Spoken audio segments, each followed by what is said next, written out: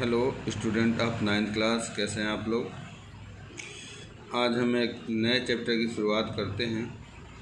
ये chapter number 8 है, जिसका नाम है political development in India. Bharat के अंदर राजनीतिक जो डेवलपमेंट हुआ है उसके बारे में इस चैप्टर में हम लोग डिटेल से अध्ययन करेंगे बच्चों। तो आइए शुरुआत करते हैं कि एंशिएंट टाइम से भारत के अंदर किस प्रकार का राजनीतिक आपको माहौल देखने को मिलता है, इसकी शुरुआत करते हैं बच्चों। चलिए, India as a nation is not only a land. India केवल ऐसा एक राष्ट्र नहीं है जहाँ पर केवल लैंड हो, जंगल हो, माउंटेन्स हो, रिवर्स हो। बेस रूट स्टफ, इसकी जो जड़ें हैं बहुत ज़्यादा गहरी हैं। But it is a great country, ये एक महान देश है। And it has been an example of the ancient nation having the source of human spirit. यह एक बहुत ही प्राचीन राष्ट्र है और मानव आत्मा से बहुत ज़्यादा इसका जुड़ा हुआ है। The peak of human civilisation, अगर आप देखें मानव सभ्यता का सबसे ऊंचा स्तर इंडिया में ही देखने को मिलता है। And an idol of well discipline organise society, और इंडिया के अंदर ही अगर आप देखें तो आपको एक बिल्कुल ऑर्गेनाइज तरह की सोसाइटी देखने को मिलती है। We are born brought up, और हम यहाँ पे जन्म हुए हैं और यहीं पे बड़े हैं। In such a country where the accumulation of knowledge, promotion of the value are the achieve since the beginning. देखिए, जब से मानव सभ्य हुआ है तब से भारतीयों ने अपने नॉलेज को प्रमोट किया है, उसके वैल्यू को अचीव किया है। The truth, justice, charity and welfare of the world. देखिए, भारत ने विश्व को सत्य, न्याय, दान और लोगों की भलाई करने में अपना बहुत बड़ा योगदान दिया है। Have been in the foundation of Indian nation, और इस तरह सभी चीज़ों की जो फाउंडेशन नींव है वो भारतीय लोगों ने रखी है। The country was not only developed in the field of culture and religion field. देखिए, ये देश केवल कल्चरल और रिलीजियस फील्ड में ही डेवलप नहीं हुआ है, but it was full developed in the field of politics, और इसका बहुत ही ज़्यादा डेवलपमेंट राजनीति के क्षेत्र में भी हुआ है बच्चों। In ancient Vedic literature the arguments of the Mahajanapada times. देखिए, अगर आप एंशिएंट टाइम में देखें जो भारतीय लिटरेचर है उसमें महाजनपद के बारे में आप लोगों को उनका मिलता है। A lots of republican elements had the been the exchange, बहुत अधिक मात्रा में जो रिपब्लिकन एलिमेंट्स देखने को मिलता है। ये मनुस्मृति अगर आप पढ़ते हैं तो उसमें बहुत सारे ऐसे पॉलिटिकल और राजनीतिक चीज़ें आपको मिलती हैं। मनु सुख नितस्सर of the venue and the economics, अगर आपको इकोनॉमिक की जानकारी लेनी है तो मनु सुखनितस्सर को पढ़ सकते हैं, जिसको कौटिल्य ने लिखा है। The organised political system and the principles of the art of government. देखिए, इनका जो राजनीतिक अगर आप सिनेरियो देखें तो ये बहुत ही ज़्यादा ऑर्गेनाइज था, और इन लोगों को सत्ता करने की, राज्य करने की कला आती थी। Had been the implemented in the exist, और इन्होंने इसको क्या किया, लागू भी किया है। The concept of Chakravarti emperor and Ashvamedha योजना। देखिए, जो कॉन्सेप्ट है चक्रवर्ती सम्राट का, अश्वमेघ योजना का, in reality had been the principal basis of source of political unification. देखिए, ये सभी एक ऐसे सोर्स हैं जो पॉलिटिकल यूनिफिकेशन से संबंधित है। एंड इस्टेब्लिश वाइट इम्पलिज्म, और ये एक विस्तारवाद की योजना है जो बहुत लंबे समय से राज्य को बढ़ाने में अपना योगदान किया करती थी। एन ऑर्गेनाइज्ड नेशनल यूनिट, राष्ट्र को एकता के सूत्र में बांधना। In the minds of our aesthetics, ये सारी चीज़ें हमारे भारतीयों के माइंड में पहले से ही भरी हुई है। India had been always a nation to the which they use to a call. देखिए, इंडिया एक ऐसा राष्ट्र है जिसने हमेशा कॉल को यूज किया है। A country situated in the south Himalaya and the north sides of sea, एक ऐसा देश है जो साउथ में हिमालय से शुरू होता है और नॉर्थ साइड में सी के आसपास तक फैला हुआ है बच्चों। Through there were no more significant means the transport and communication. देखिए, हमारे यहाँ पर पहले अगर आप देखें तो सफिशिएंट मात्रा में ट्रांसपोर्टेशन के साधन नहीं थे, कम्युनिकेशन के साधन नहीं थे।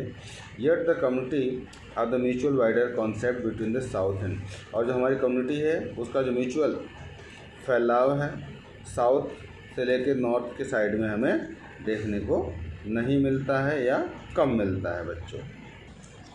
India has emerge thoughts a historical process. देखिए, इंडिया ने अपने आप को इमर्ज किया है हिस्टोरिकल प्रोसेस में। The concept of Indianness is the truth, जो प्रोसेस है, कॉन्सेप्ट है इंडियननेस का, ये बिल्कुल सत्य है।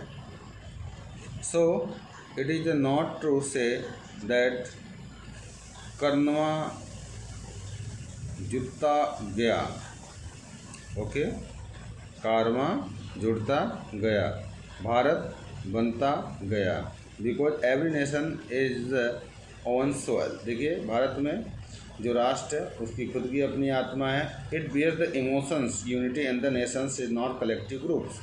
देखिए, इसके जो इमोशंस हैं, यूनिटी है, वो सब हमारे राष्ट्र का अगर आप देखें तो कलेक्टिव ग्रुप्स बहुत ही ज़्यादा हाई है, क्योंकि इंडिया की जो पॉपुलेशन है वो भी बहुत ज़्यादा हाई है, आप सब जानते हैं। But it is always the process feeling of collective conscious. लेकिन अगर आप देखें तो इसके बावजूद भी जो हमारे कलेक्टिव कॉन्शियसनेस वो देखने को मिलता है, it could not be achieve only by the combination. देखिए, ये सभी चीज़ें जो हमने प्राप्त करी है वो सब कॉम्बिनेशन के माध्यम से प्राप्त करी है।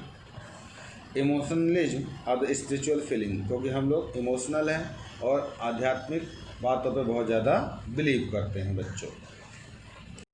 Through it can be told that in the period of history. देखिए, इन्हीं सभी चीज़ों को पीरियड ऑफ हिस्ट्री कहा जाता है। India was ruled by the various rulers and Kings of different dynasties. देखिए, भारत में अलग अलग राजाओं ने रूल किया है, अलग अलग डायनेस्टी के थे वो। There had been a situation mutual struggle between the two. यहाँ पर वे एक दूसरे से अपने म्यूचुअल फायदे के लिए युद्ध किया करते थे। But the existence of national conscious, लेकिन इसके बावजूद भी उन लोगों में राष्ट्र के प्रति प्रेम था। The struggle and the resistance by the Indians, भारतीयों ने बहुत लंबा संघर्ष किया है इस अचीवमेंट को प्राप्त करने के लिए। To stop the invaders in the middle age, और जो मध्यकाल का समय था उसमें बहुत सारे जो बाहर के आक्रमणकारी थे उन सभी को उन्होंने रोका है। In the making of nationalism, और इन लोगों ने क्या किया है, राष्ट्रवाद की भावना का उदय किया है। After this the beginning of the national movements again the colonial governments. देखिए, जब यहाँ पर कॉलोनियल गवर्नमेंट थी तभी भारतीय लोगों ने नेशनल मूवमेंट्स में बढ़ चढ़ करके भाग लिया बच्चों। Give a new and equal political identity in the strength of India. Bharat ने ही एक नया कॉन्सेप्ट इक्वलिटी का दिया है और उसको पहचान दिलाई है अपनी स्ट्रेंथ को, क्योंकि डाइवर्सिटी ऑफ लैंग्वेज, क्योंकि भारत के अंदर आपने देखा है बहुत सारे लैंग्वेज बोले जाते हैं, डाइवर्सिटी देखने को मिलती है कास्ट में, रिलीजन में, कम्युनिटी में, ड्रेस में, फूड्स में, हैबिट्स में, ठीक है। ये सभी चीज़ें आपको यहाँ पर केवल भारत में ही देखने को मिलती है बच्चों। And it was working very the effectively in the secret manners, और ये सभी चीज़ें आपको देखेंगे यहाँ पर वर्क करती हैं और भी बिल्कुल सीक्रेट मैनर्स के तरीके में। Likewise, it becomes clear that if we look into the ancient history, अगर आप देखें तो हम अपने प्राचीन समय का जो इतिहास है till प्रेजेंट टाइम, तब से लेकर आज तक ये इस तरह के सिनेरियो हमें देखने को मिलता है बच्चों।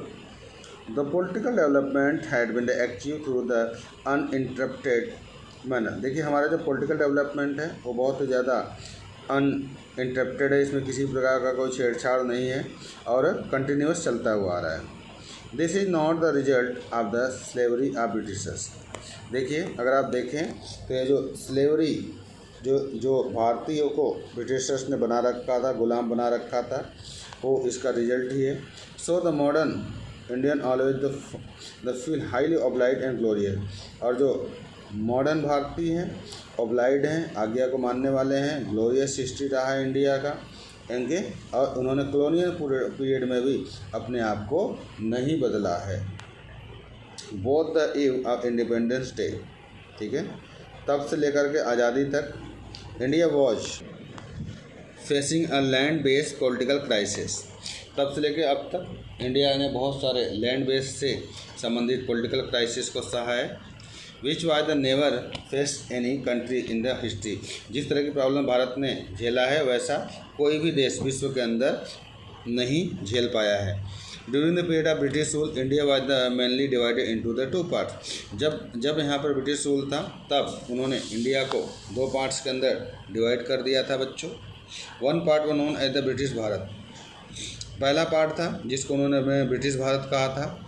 Where the rules of Britishers was there, और जहाँ पर केवल ब्रिटिशर्स का रूल था। It was being called the British Bharat. The British Bharat was divided into two provinces. जो ब्रिटिश भारत था उसको भी उन्होंने दो भाग में बांट रखा था। Which were the being the govern by the governors, ठीक है। पहला पार्ट ऐसा था जिसपे वो लोग अपने गवर्नर्स के माध्यम से गवर्न किया करते थे और या उनके सबऑर्डिनेट्स के माध्यम से। On the other hand the other parts of India was known as the desi riyasat. और दूसरी तरफ जो दूसरा पार्ट था उसको हम लोग देसी रियासत के नाम से जानते हैं। ऑन द रिकॉर्ड दीज रियासत were the govern by the various Kings. अगर आप रिकॉर्ड को देखें तो ये जो रियासत हुआ करती थी वो अलग अलग राजाओं के द्वारा उन पर राज किया जाता था। But the really speaking the most of the Kings the underwent of the various treaty. अगर आप देखिए तो जितने भी राजा थे वे सब किसी न किसी संधि के माध्यम से इनसे जुड़े हुए थे और उन्होंने ब्रिटिशर की जो प्रभुसत्ता थी उसको एक्सेप्ट की ली थी। The effective holding of British rules on the term and they were the under the occupied the British rule. और वे सभी ब्रिटिश रूल के अंडर में कार्य कर रहे थे बच्चों। चलिए आज के लिए इतना ही, कल इससे आगे आपको बताएंगे। Okay, bye bye.